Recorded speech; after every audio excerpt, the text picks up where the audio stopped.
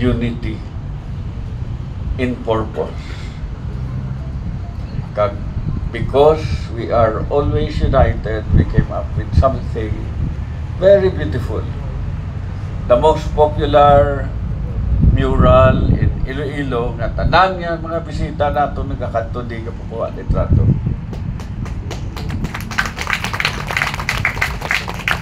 I am very proud of the support coming from the Laison family. Palakpakan naton sila.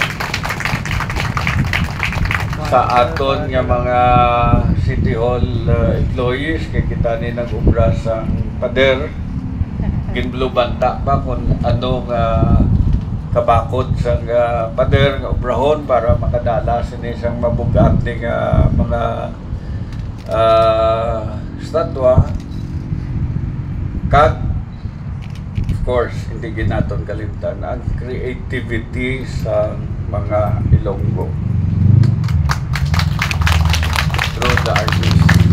Takpakan naton ang aton mga artists tag kay Professor Martin Anodeva sa UP, curator sa aton museum.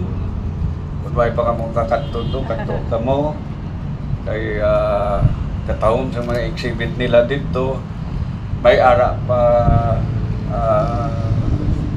phase 2 ang iyas ang Lopez.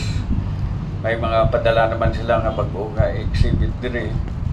And ang aton UP is not only a place where we study, it is a place where we get to know our identity as a people kag aton nga culture. Salamat gid sa UP sa ina nga mga kinaubran ninyo.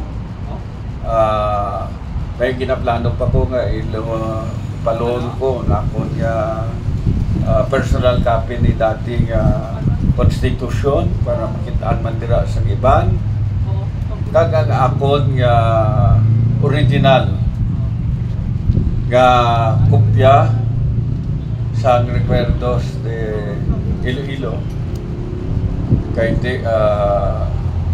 na bakal ko na bangod kay ang lolo ko dito sa Antique sa Bugasong na mention dira sa recuerdos de Iloilo. Pahulam ko sa aton UP museum para nga makitaan sa iban. So ari di akon nga I have stopped smoking, I have stopped drinking, I control my diet, but I have only one vice. Vice Mayor Jeffrey Ganto. Ayun na po sa inyo.